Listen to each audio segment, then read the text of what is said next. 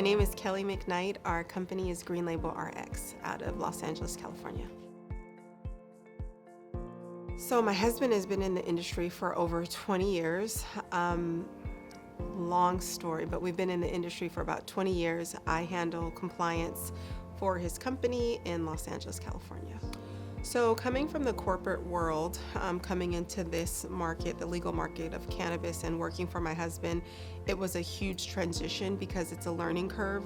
Corporate world is really structured, and cannabis world was really, everyone was still learning kind of how to file paperwork, how to go to the city, how to go to the state. So it was a blend that was definitely a learning curve for me.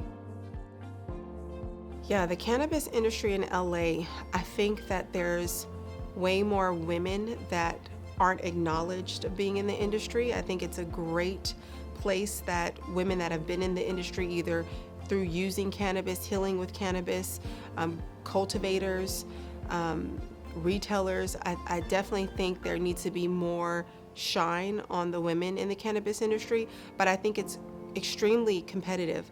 I think it's a fast pace. There's constant change. And, just from the outside looking in, I think the key is always going to be the vertical play.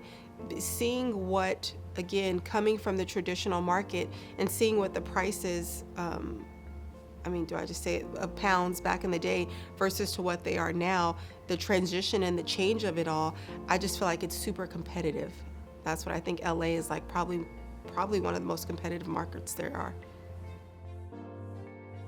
DCR for me has been a great experience. Again, I feel like there was a ton of beginning stages of DCR. When we first were introduced to DCR with the social equity program, it was a lot different than it is today. We got our license back in 2019. So for us, my husband, he's the first round social equity applicant. I am now the new round social equity applicant. So applying then for him and with him to applying now for me was 100% different.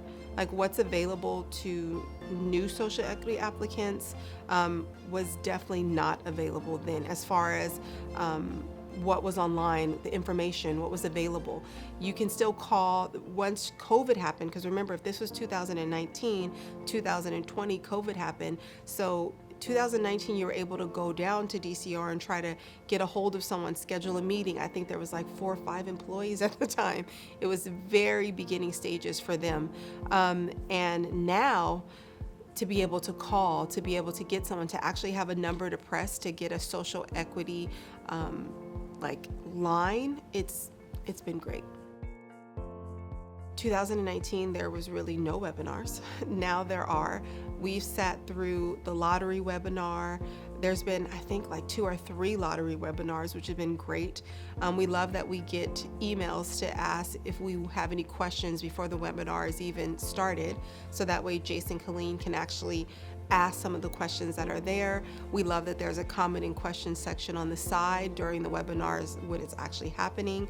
From applying for the regular cannabis application, to applying for the lottery, to applying for social equity status, all those things, having the webinar there and the easy access to getting back to them after you see the webinar has been genius to me. I feel like they've listened and they've made changes, and for me, it's been great. I would say, like any industry, any business that you're trying to attach yourself to or you're new to, figure out your why. Figure out why you're getting into this industry. If your why is only simply to make money, you're going to fail. You have to understand not only the plant, you have to understand the heartache that has been put into the industry before you decided to come into this industry. You have to understand the backs of the people that this plant, where the value is from the plant comes from the traditional market. You have to have compassion to that, empathy to that. You have to have an understanding of being able to remove that stigma that's in place for cannabis right now, which is basically understanding that it's still a plant, that it's still something that heals people, that helps people, and you have to have a love of that. Even if you're not an actual user of it, you have to understand that there's people that are, and there's a need for it, and why there's a need for it. And again, what's your why? Why are you getting into the industry?